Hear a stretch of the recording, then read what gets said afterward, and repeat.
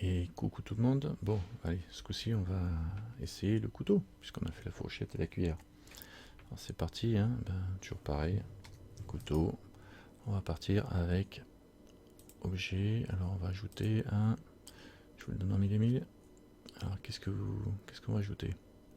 Un mèche, mais quoi? On va mettre un cylindre. Un cylindre avec 8 vertices, 8 subdivisions.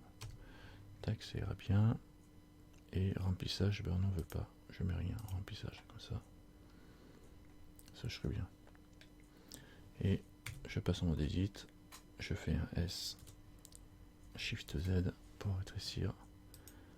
Je fais tourner ça. RY 90. Et je vais vous afficher mes touches. Screencast, Start Display, texte. Et je le mets sur le côté. Voilà. Donc là, je vais en profiter pour l'agrandir. Alors je vais continuer à faire un S, Shift X. Un peu.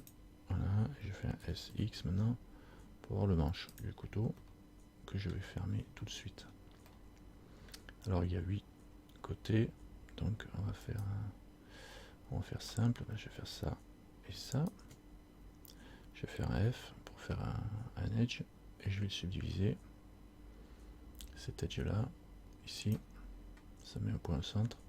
Maintenant toujours en mode edge, je sélectionne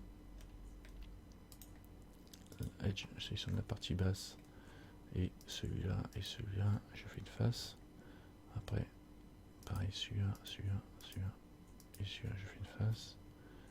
Après, je prends lui, celui-là, je fais une face. Bon, c'est une façon de faire. Hein. Après, on peut fermer autrement. Là, je ferme d'une façon. Ça va me donner quoi? On va voir tout de suite quand je vais faire le modifier subdivision surface. Je vais en mettre 2 et je rajoute une loupe ici. CTRL R et je ramène. Donc c'est pas mal l'arrière, j'aime bien comme ça ferme avec une fermeture carrée comme ça. Ça c'est pas mal. Après c'est vrai qu'on peut utiliser le crease etc aussi pour durcir. Là si je veux je peux même pousser au bout pour avoir une fermeture encore plus arrondie et fermée. Voilà, on va laisser comme ça. Je vais en profiter pour faire disparaître ces petites facettes en mode objet. Ici, en mettant le shading en smooth. Voilà. Et je reviens en edit mode. Bon, là j'ai le manche. Je vais remettre une loupe de l'autre côté. CTRL R. Tant qu'à faire, on y est. Soyons fous. Et je voulais faire un couteau. Donc, couteau c'est plat. Je vais sélectionner toute ma loupe ici. Je vais faire un S, Z pour aplatir. Et je vais le faire carré pour avoir une lame plate. Donc, je sélectionne les deux dessus. Pareil que pour la cuillère en fin de compte. Hein. Là c'est du SZ0. Je sélectionne celui-là, celui-là. SZ0. Et ça je vais faire une tranche SY0. SY0. Voilà, maintenant je fais Alt et je sélectionne toute la loupe. Et je vais... Ah oui, mais là j'ai un grand manche. Bon, je réduirai tout ça après. Je vais mettre en vue dessus. Je vais garder les proportions, je réduirai l'ensemble. Je vais faire un E sur les X. La lame du couteau elle va être grande comme ça par rapport aux manches, on va dire. Ouais, comme ça. Peut-être un peu trop. Ça c'est pas mal. Voilà. Et je vais fermer proprement l'arrière. La sortie. Alors pour fermer ça, je suis comment là? Là il y en a deux. Donc on fait pareil. Hein. Je vais passer ici. Lui. Je fais une F pour fermer. Je vais faire une subdivision en faisant subdivide ici. Voilà. Et puis je prends en mode edge. Je prends lui. Je fais une face. Lui, une face. Lui, une face. Faites comme soit on sélectionne deux edges opposés, et on fait F pour fermer la face, soit on sélectionne les 4 quoi. Et pas 3 parce que vous avez fait un triangle. Ah, je vais faire des quads. Donc là je vais rajouter une loupe. CTRL R. Et je vais le ramener pour pouvoir contrôler. Alors déjà je vais me faire ma loupe là, je fais un clic droit pour rester au centre et je vais me mettre en vue de dessus. Parce que ma foi, un couteau, lui, la lame du haut, elle doit rester toujours pareille. C'est la lame du bas en principe qui change, qui se décale. Donc, enfin, observer un couteau, hein, de souvenir, c'est la dernière fois que j'en ai vu, il me semble qu'il était foutu comme ça. Donc je vais faire ça, ça, ça, c'est le tranchant de ma lame. Je vais attraper ces edges là. Je vais mettre en sélection par face, ce sera pas plus mal.